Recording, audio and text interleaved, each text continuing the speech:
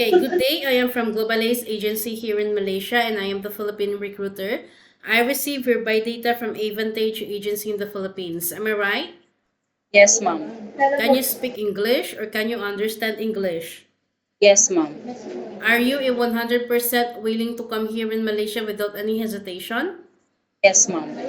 Do you have any friends or any family members working here? No, ma'am. Are you healthy or do you have any health issues? I'm healthy, ma'am.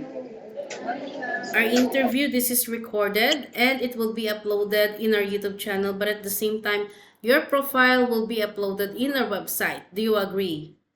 Yes, ma'am. Why you wanted to come here in Malaysia? Why you didn't choose to go Singapore or Hong Kong or maybe go in Middle East? Because so many OFW say all the Malaysian people are kind and respectful. Can you help me introduce yourself, please? My name is Delaine Olarte. I'm 39 years old. I live in Taguig. I have a son. I live in my partner. Mm, My height is 4'11". My kilos is 60. And I'm a Roman Catholic mom. Okay. I need to know some few more details from you. Do you have any passport? Yes, mom. When is your birthday? September 16, 1985. What is your educational background? Undergrad college level, ma'am. You mentioned that you got one child. How old is your child? 19 years old. Is your live-in partner allow you to come and work here in Malaysia? Yes, ma'am. Who will going to take care of your kid once you come to work here? My living partner. How old is he and what is his occupation? My living partner is 45 years old and his work is technician. Okay, how many brother and sister do you have? We are 11 uh, siblings and I'm the youngest. My brother is 5. My sister is 6. What about your parents? How old is your parents and what is their occupation? Both of my parents are deceased. Okay. So in your bio data, it was stated that you have a working experience way back 2020 to 2022 for 2 years as a housemaid. Am I right? Yes, ma'am. In which place in the Philippines? Uh, Camarines Sur, ma'am. Camarines Sur. Can you share it with me? What are your duties to your previous employer in Camarines? My duties is to take care of the child. Eh, my the child is 6 months and the other is 7 years old. When my employer is busy, uh, I will take care of the house. I'll cooking. I'll do the laundry sometimes, and then I'll do the uh, cleaning chores. Did you iron? Yes, ma'am. Okay. Why you wanted to come here as a domestic helper? Uh, I want my son to continue his dreams to becoming an engineer because engineering is so expensive. Okay. So, you know that being a domestic helper is very tough, right? You need to Yes, clean the entire house and then your lunch is quite late sometimes. Can you endure all of these things? yes, ma'am. Okay, so you need to be flexible, you need to be multitasking. Are you ready for any task that the employer will be given to you? Yes, ma'am. Yes. So, are you okay to take your children while doing house chores at the same time? Yes, ma'am. Can you take care baby? Yes, ma'am. Can you take care elderly people? Yes, ma'am. Can you cook? Yes, ma'am. Can you caregiving for bedridden patient and disabled person? I'm willing, ma'am. Are you comfortable taking care of pets? Yes, ma'am. Good. In household chores, what chores you like the most?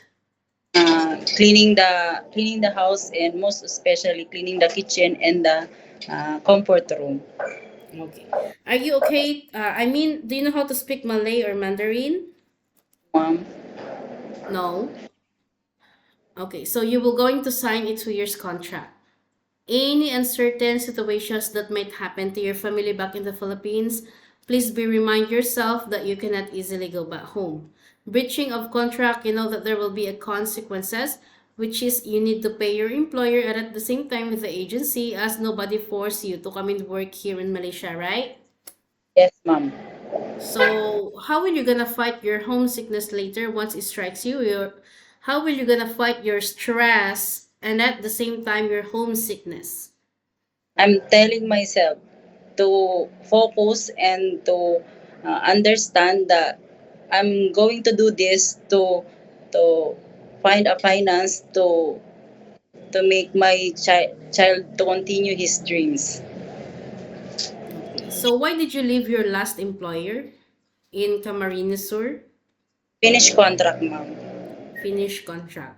So usage of mobile handphone, you know that you cannot hold your phone for the whole day, right? But instead, you can hold your phone during nighttime only after you finish your job for the whole day. And you will render your phone on the next morning before you start your work. And of course, you were entitled to have a rest once a week, but you were not allowed to go out on your rest day. You will going to stay inside the employer's house only. But if you will work, employer will going to compensate your salary, which means in our contract right now we have 1,800. But if you will work on your rest day, you could have 2,080 ringgit. Are you okay with our terms and conditions? Yes, ma'am. Yes. Yes. I just wanted to make it clear and clarify to you before you come to work here in Malaysia because we don't want to have such a problem later. If you are okay with our terms and conditions, it's okay, you can come. But if you disagree, it's okay, you better stay in the Philippines because we don't want to have such a headache later or a trouble later. As long as you are okay with our terms and conditions, then we don't have any problem. Yeah? Yes, ma'am. Okay, I give you a scenario. How are you gonna handle conflicts or misunderstandings with your employer later? Uh, I I will ask if I did something wrong in a nice way. In a nice. Okay. So always remind yourself why you wanted to come and work abroad. Okay? You wanted to sustain your family's needs, as I have mentioned. You wanted what's best for your child because he wanted to be an engineer. So that thing must be motivate. You must motivate it from there. Okay? You need to work hard. You need to work properly. You need to embrace yourself because this is a 2 years contract. You cannot easily go back home. You cannot simply say that I want to render. No, because you need to sign a 2 years contract. As I have mentioned a while ago, any uncertain situations, right? You cannot easily go back home. And then once you break also contract, you need to pay. So always remind yourself why you wanted to work abroad because you wanted that your child to reach his dream in life.